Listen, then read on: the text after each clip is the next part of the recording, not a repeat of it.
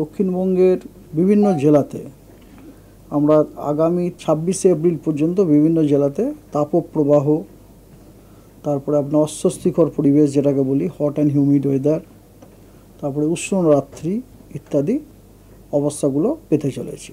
প্রধানত পশ্চিমের যে জেলাগুলি বীরভূম, পশ্চিম বর্ধমান, পুরুলিয়া, বাঁকুড়া, ঝাড়গ্রাম, পশ্চিম মেদিনীপুর, এই জেলাগুলিতে বিক্ষিপ্তভাবে দু এক জায়গায় তাপপ্রবাহ হওয়ার সম্ভাবনা আছে।